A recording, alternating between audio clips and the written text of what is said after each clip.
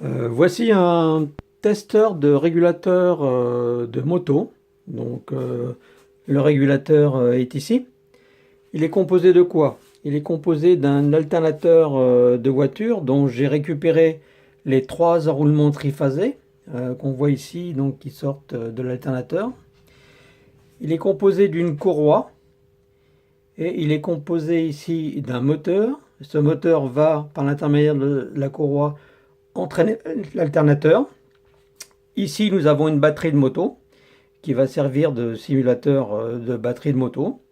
Donc, dans un premier temps, nous allons alimenter l'alternateur sur la partie excitation, puisque pour créer le champ magnétique dans un alternateur de voiture, il y a donc un excitateur qui va créer le champ magnétique qui est nécessaire à l'obtention des sorties triphasées.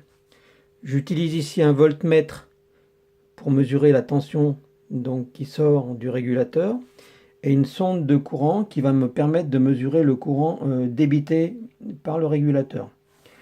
Donc je mets en route la sonde de courant sur la position 40 ampères, continue, ici, d'accord. Voilà. Je l'insère dans la sortie du plus. Je fais une remise à zéro de l'offset. Voilà, donc la sonde de courant est prête. Je mets en route ici le voltmètre sur la position continue. D'accord. Là, il m'indique 0 parce que la batterie n'est pas branchée. Donc je vais brancher la batterie. Voilà.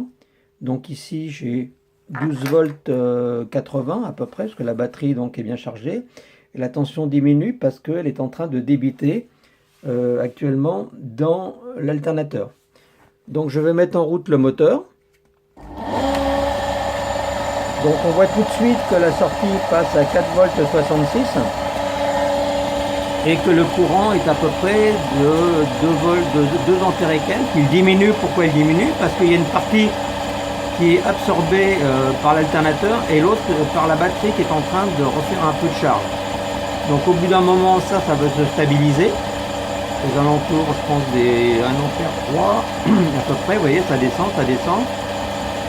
Voilà, on arrive à peu près 1 ampère 4, 1 ampère, ça descend là.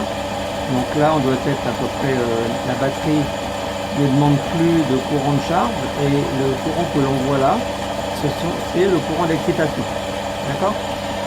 Maintenant, j'ai ici une ampoule de 55 watts que je vais connecter sur la batterie et on va regarder comment bouge la tension de sortie et quel est le courant absorbé.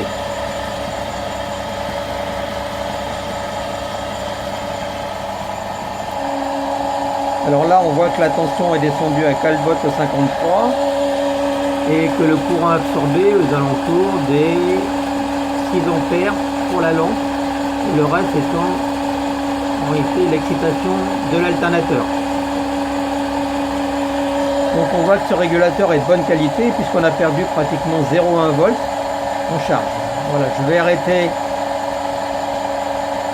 Voilà, donc la tension va remonter.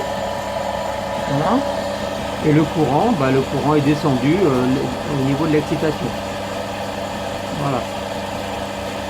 Voilà, donc là j'ai pu tester ce régulateur pour voir qu'il a un bon fonctionnement. Donc c'est un régulateur de type MOSFET, donc il y a très peu de pertes internes, donc pas d'échauffement, ou très peu d'échauffement en fonction de la puissance demandée. Voilà. Le test du régulateur est fini.